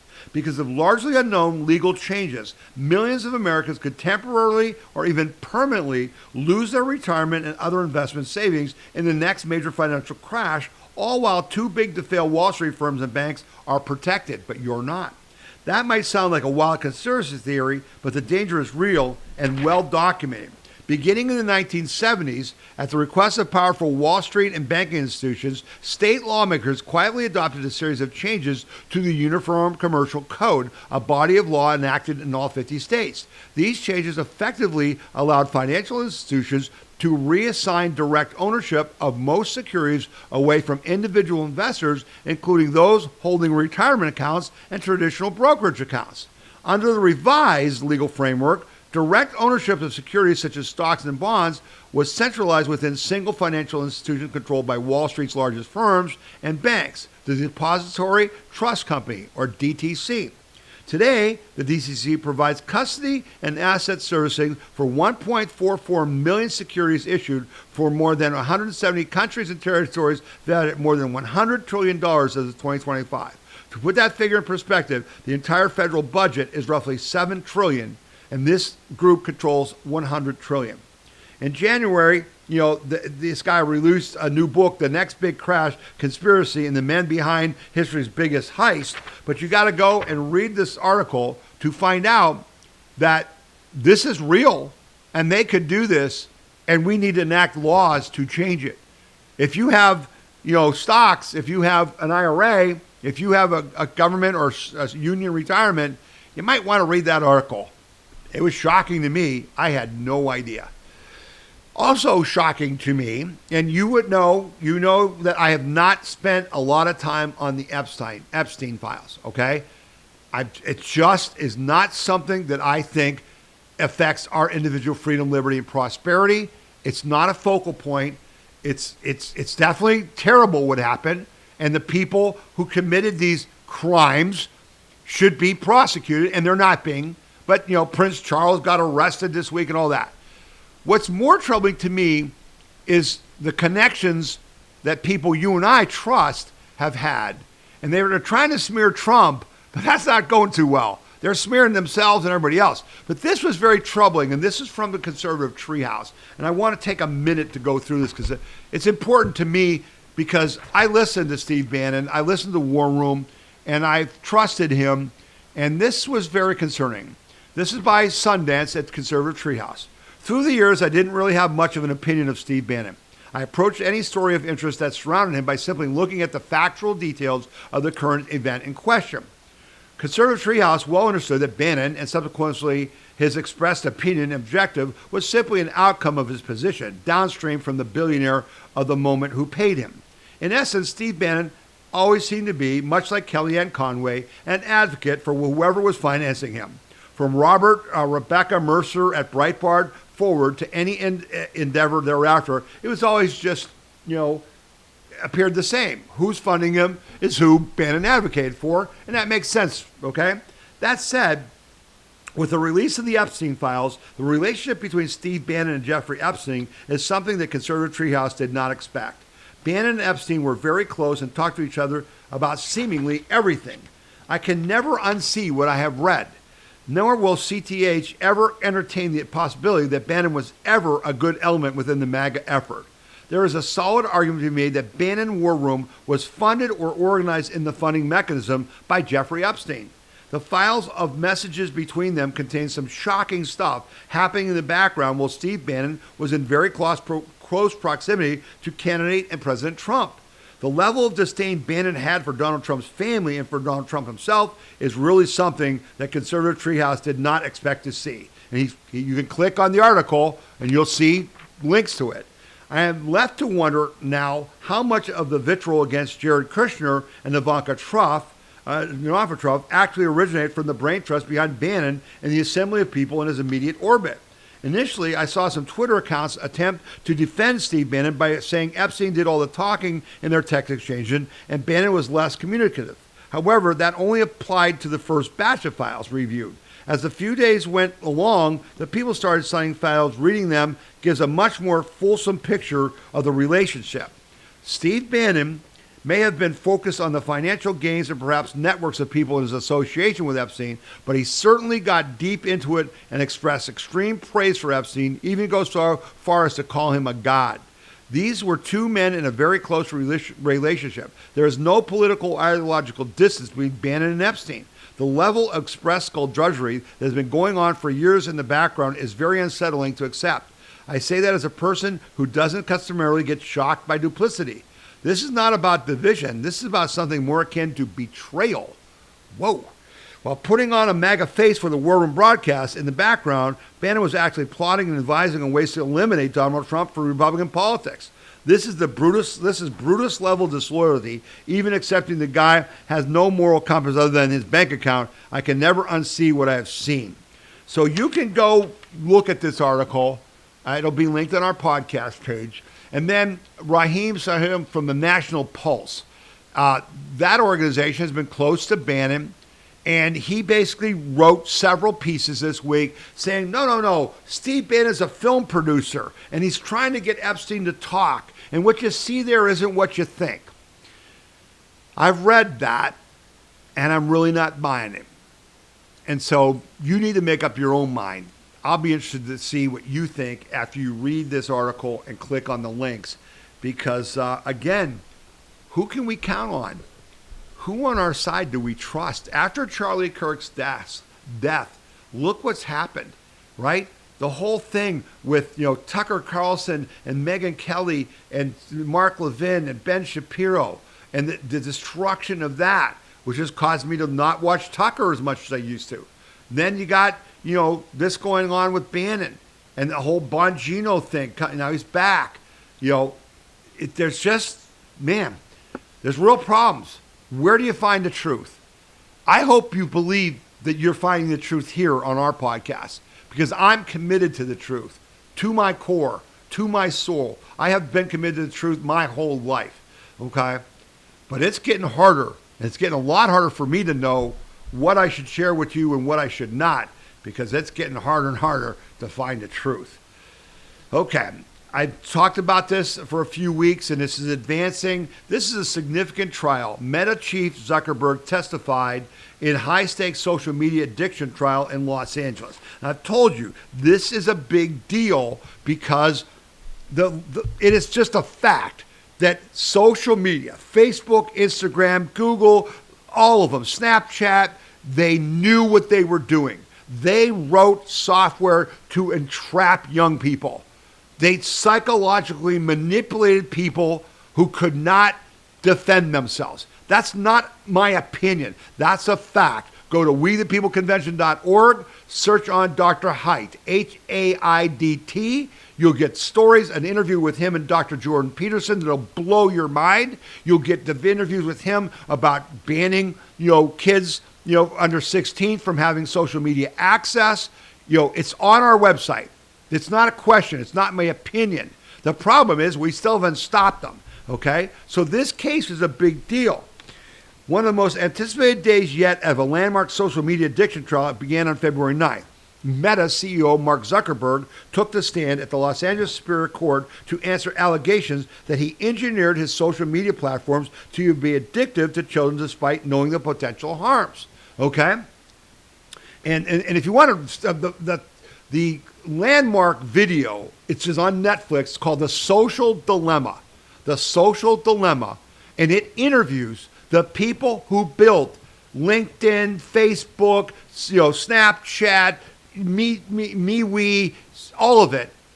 And they talk about that they did it on purpose. They knew what they were doing, and they don't let their kids use social media. Okay? The Social Dilemma. Go look it up. It'll rock your world. Plaintiff's attorney Mark Lanier wasted no time setting the moral tone, opening with a suggestion that there are different ways to deal with vulnerable people: to help them, ignore them, or prey upon them.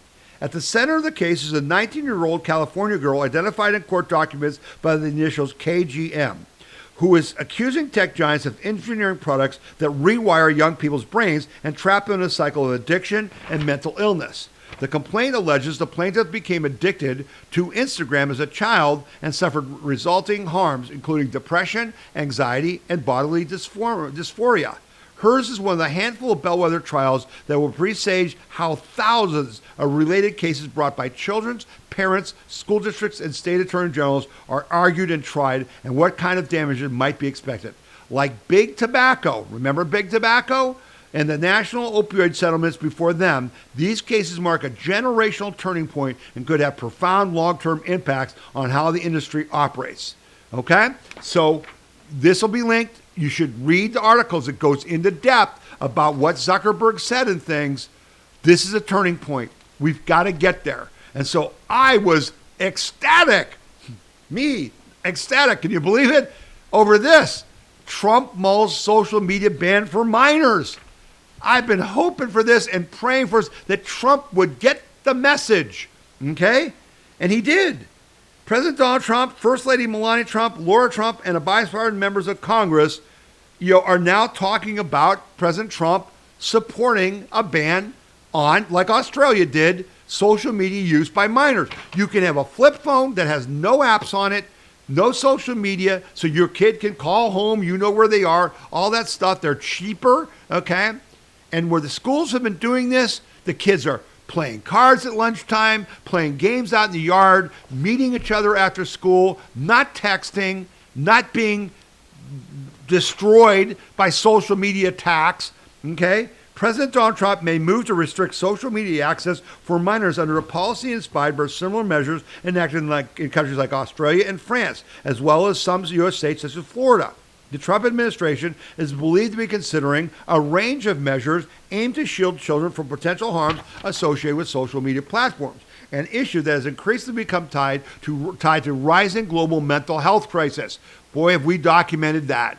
We have more mental illness in our country today than ever in history. Laura Trump, the president's daughter-in-law, confirmed during an episode of Pod Force One that the Trump White House has shown interest in the effects of social media on children. I'm not much of one for regulating things, she said, but I would be very happy with a little bit of regulation in this space, just personally as a parent, she said, expressing concerns over how children are affected by screen time and the chemicals triggered in their brains. In January 26, it was revealed that Google had emailed children, get this, Google had emailed children turning 13 with instructions on how to remove parental controls from their Google accounts, effectively allowing them to bypass parental supervision without parental consent. What are you doing? Sue the hell out of them. The policy, which allows minors to graduate from supervised accounts at age 13, removes safeguards such as safe search filters and limits parents' ability to monitor online activity. Okay? President Trump, act. Act now. And all of you who are watching this podcast, go to whitehouse.gov/contacts and you can message President Trump. Message him. Say, yes, President Trump, do this. Our kids deserve this. This will be when we finally start to repair the damage, the generational damage we've done to our children through abortion, through the trans hoax, through the opioid crisis, through the legalizing marijuana, and now social media. We've got to take that all apart. This is part of that. Act. I'm asking you to act. whitehouse.gov/contacts. Write to the president. It matters. Then this comes up and you're going, what's the distraction here? Trump pledges to release the alien files that are extremely interesting. Why did this happen? Well, again, I think it's a distraction. It started with Obama, okay? President Donald Trump announced on Thursday that he will be releasing all government files related to UFOs and aliens. The president issued his announcement via his Truth Social account on Thursday. Based on tremendous interest shown, I will be directing the Secretary of War and the other relevant departments and agencies to begin the process of identifying and releasing government files related to alien and extraterrestrial life, unidentified aerial phenomena, UAPs, and unidentified flying objects, UFOs, and any and all other information connected to these highly complex but extremely interesting and important matters, Trump wrote. The president issued his announcement after he chastised former President Barack Obama for saying aliens are real, which he later walked back. Trump said Obama gave classified information. He's not supposed to be doing that. I don't know if they're real or not, but I can tell you that he gave classified information. He made a big mistake. He took it out of classified information. No, I don't have an opinion on it. I never talk about it. A lot of people do. A lot of people believe it. Okay? So why is he doing this? Well, maybe because we're going to bomb Iran and you want to distract us. It's working. Did you see all the newscasts start to take the bait, baby? Take the bait. So, I mean, I'm interested in the topic. Don't get me wrong. But boy, the timing, again, what is true? What are we really seeing? So here's something that's true. And again, I told you this was coming, and I celebrated it, and I sent this out as an email to you guys. 2 more trans lawsuits filed. We hope many, many more to come. This is huge. This follows on the decision 2 weeks ago for the $2 million lawsuit of damages against the psychiatrist and the doctor who did surgery on this girl, this trans surgery. Okay? And we said the floodgates are open, and now all these people are starting to, stop doing the surgeries and things, crush them, sue them all. The Center for American Liberty attorney hopes the case of Chloe Cole and Luca Hine will build on the landmark $2 million Fox variant verdict. The 2 high-profile transition cases involving young women whose bodies were irrevocably altered as teens by transgender surgery are expected to go to trial in early 2027. Chloe Cole, who drew national attention after speaking against subjecting children to gender reassignment procedures such as hormones and surgeries, has an April 5th trial date, as says Mark Tremmel, the CEO of Center for American Liberty. So it's going to take a year to go to court. She sued Kaiser Foundation hospitals and other healthcare providers in California after receiving life-altering hormones and double mastectomy when she was 15. Kaiser has done everything in its power to keep Chloe out of a courtroom and to ensure that members of the press are not in the gallery. But they're going to be, he said. After years of fighting for the voices of my generation to be heard, I've been given a date for a trial. Every victim, every family who spoke up, every step in the culture, all led to this moment. I wait for my day in court, not just for my sake, but for that of every child who should have been protected from irreversible harm. So that's a big deal. Coming down the path, it's just the beginning of a tsunami. And what a great thing this week also in New York City, New York Children's Hospital said they're going to stop doing trans surgeries as well, right? We had the plastic surgeons say they're against it, the American Medical Association. We're winning. We're winning. You and I are winning. Spread that story. Let people see what's going on, okay? This story you're going to like to read more of, and I'm going to give you the highlights. Left-wing activists ran off the normal people who knew how to do their jobs. And I don't think many of you will dispute this, but you'll enjoy the details of this. When institutions get captured by the left and repurposed for the advancement of a woke agenda, they often start having operational breakdowns. People with knowledge and skills to keep it operating either get forced out or leave in disgust. You've seen it. You've seen it, right? A story flying below the radar at most national media has been the drawn-out loss of electric power by tens of thousands of Nashville area residents during the last storm. About 200,000 National Electric Service customers lost power in an ice storm on Sunday, January 25th. A week later, there were still over 30,000 customers without service, with temperatures continuing to dip well below freezing. The mounting death toll has included a 92-year-old man and a 79-year-old woman, both found dead in their frigid residences. People died. NES is a public utility that has been captured by woke leadership focused on DEI, diversity, equity, inclusion, and ESG, environmental social governance, rather than focused on being a provider of reliable, affordable energy. As documented by the Tennessee Star, which is owned and operated by my friend Michael Patrick Leahy, NES produced a community investment report with a heavy focus on green energy, sustainability, and DEI.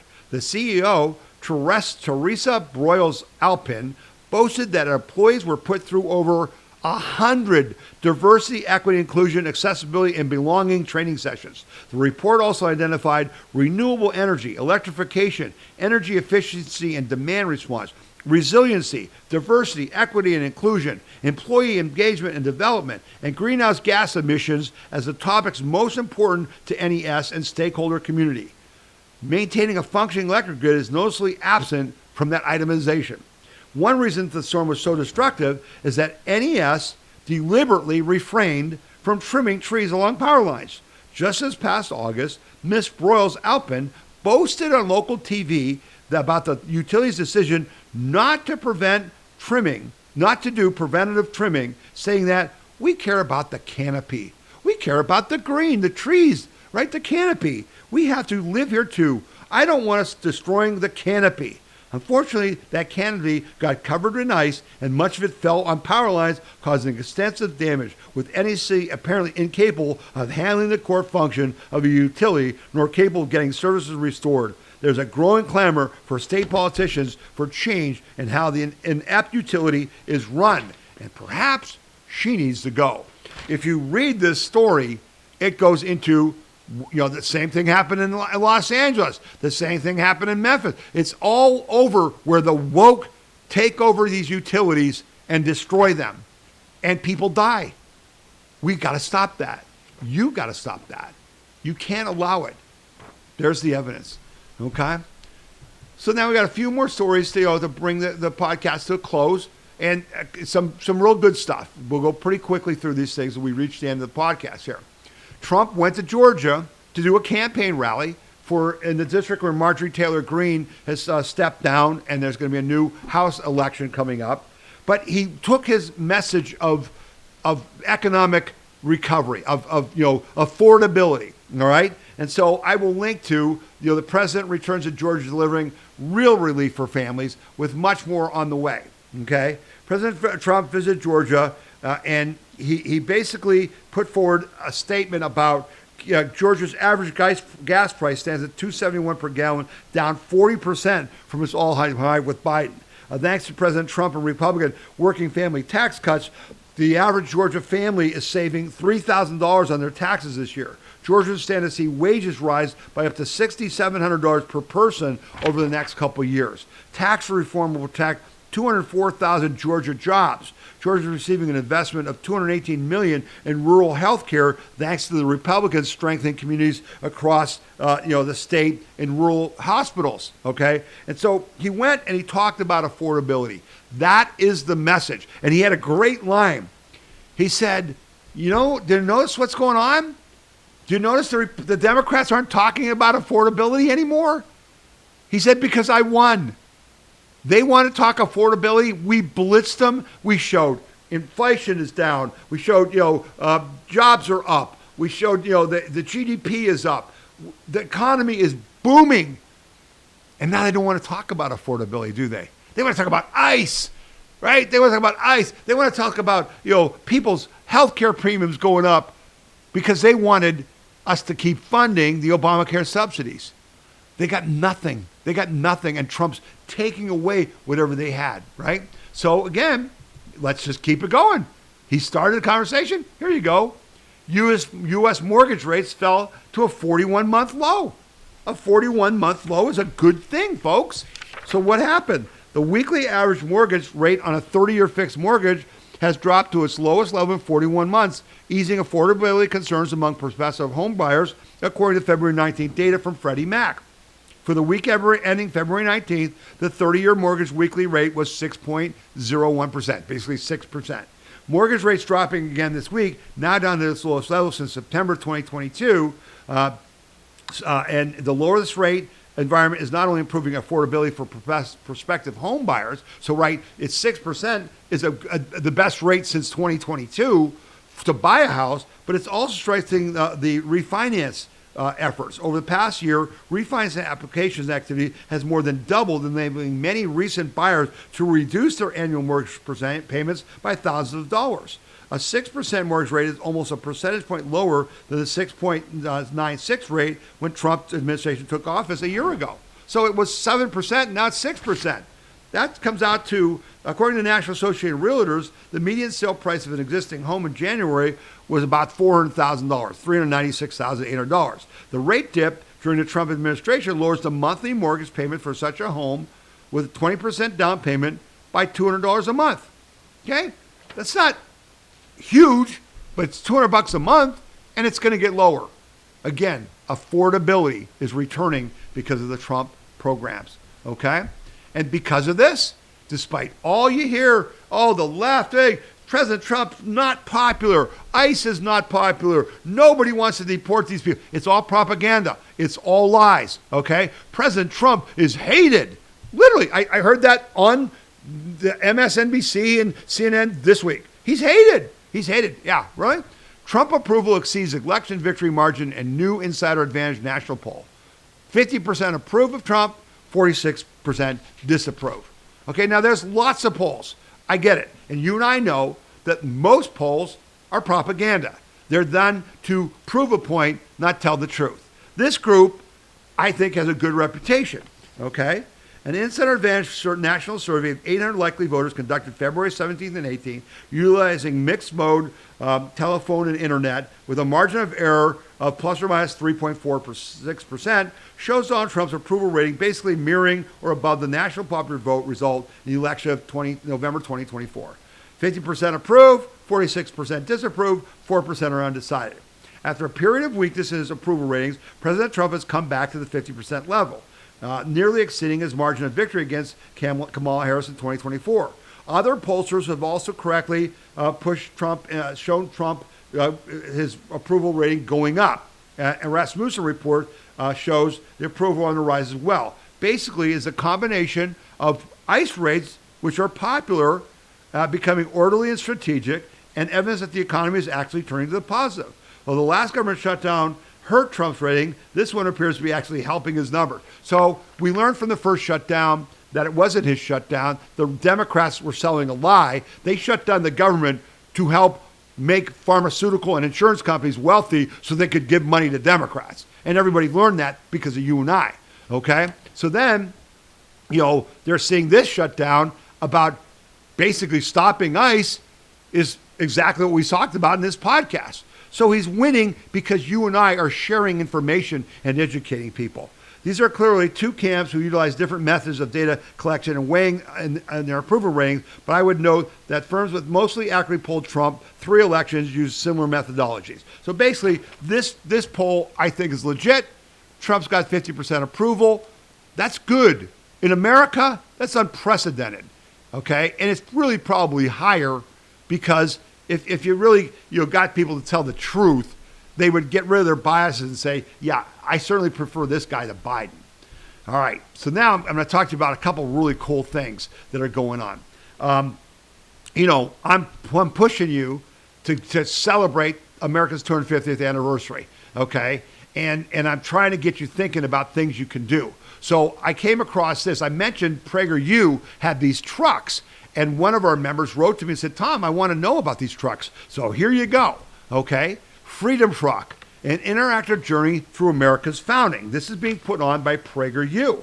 And so what is this, all right? This is the website, which will be linked on our podcast, okay? The Freedom 250 Mobile Museum Tour is a nationwide initiative celebrating America's 250th anniversary through an immersive traveling museum experience. 6 mobile museums, 6 tractor trailers will travel a country through all of 2026. The mobile museum is housed on an 80-foot tractor trailer with expandable slide-outs that create walk-through exhibits, bring museum-quality storytelling directly to your community, removing geographic barriers to access. It proudly highlights 250 years of American history, key cultural milestones, and enduring ideals of freedom, innovation, and civic activity. Okay? So let me play this video that is just a promo for it so you can see inside and how cool this is.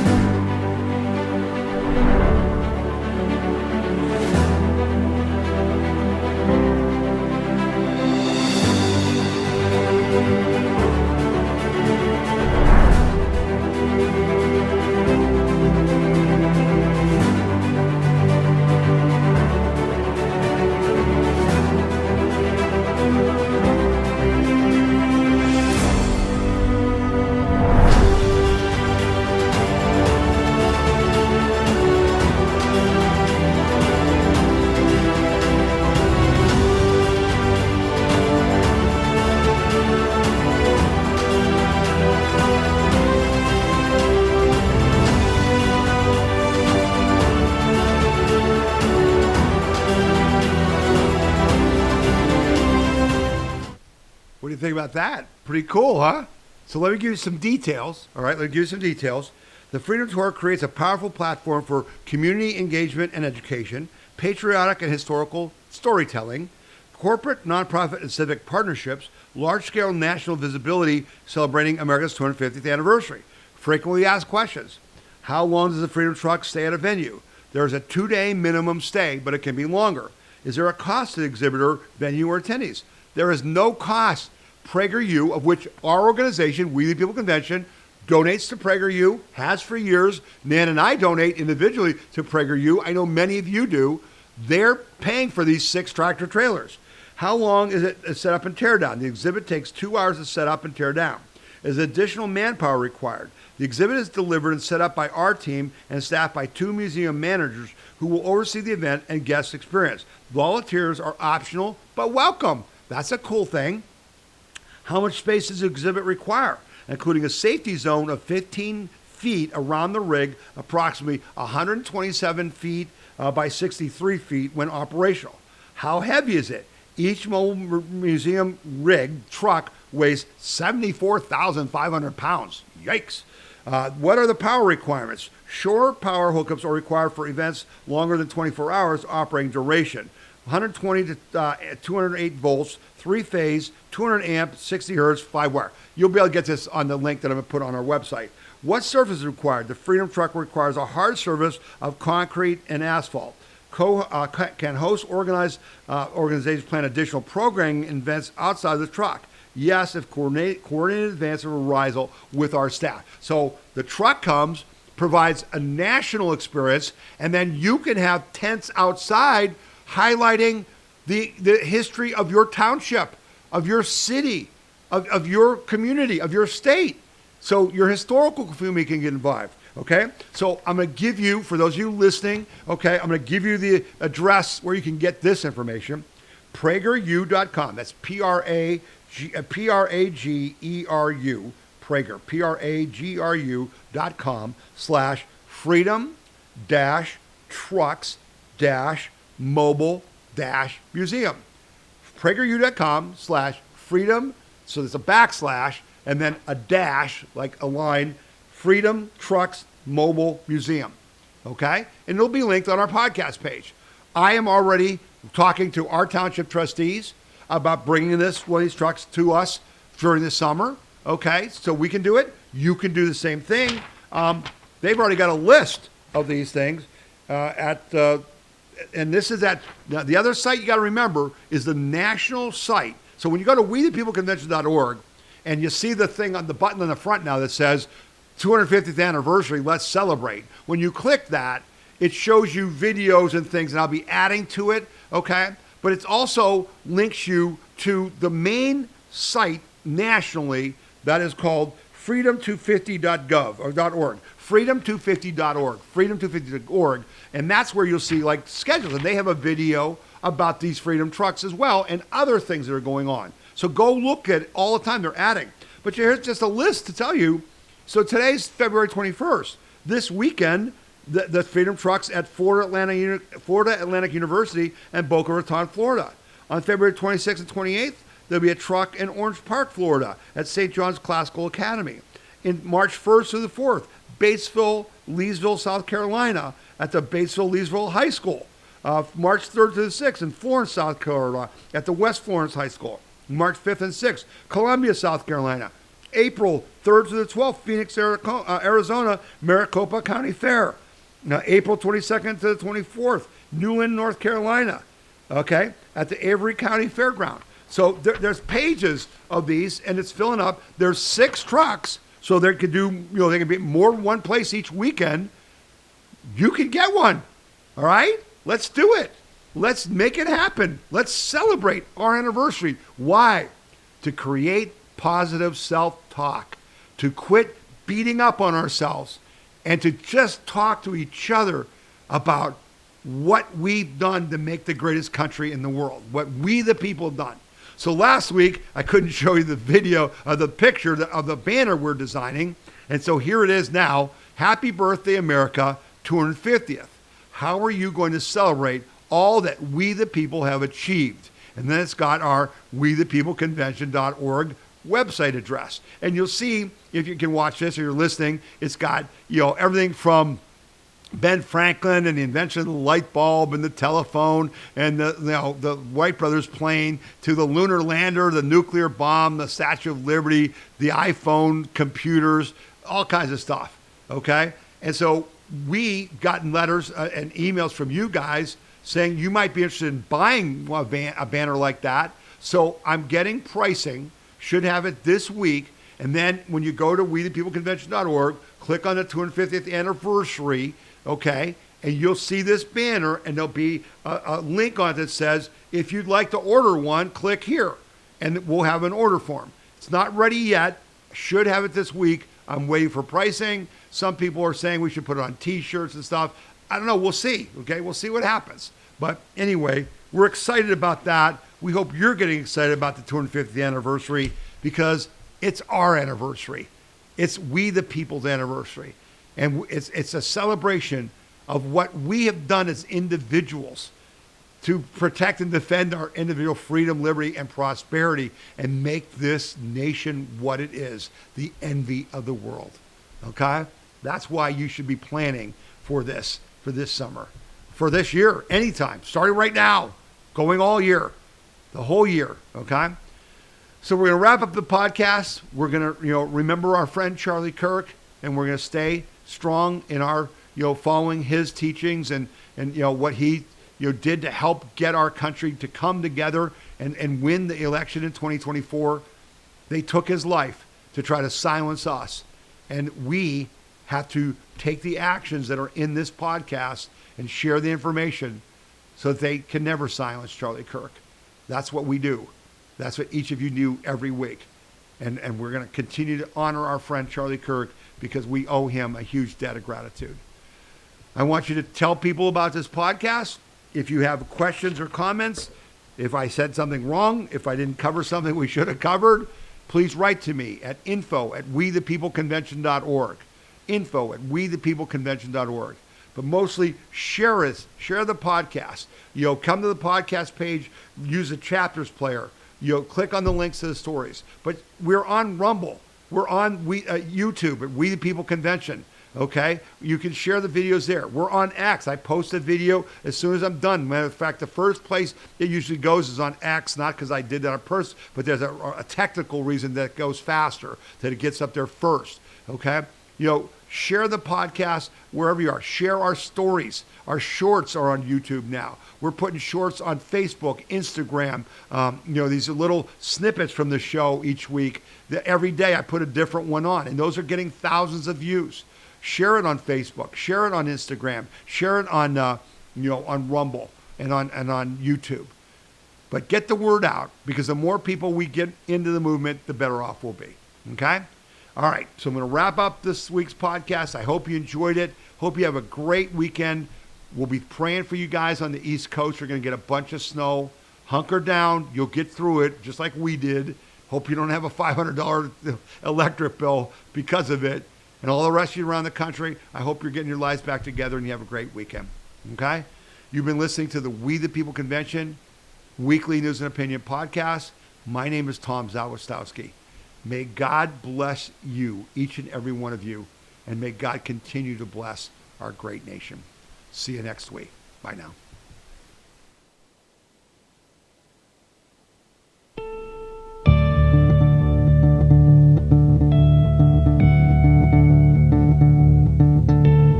So proudly we hailed at the twilight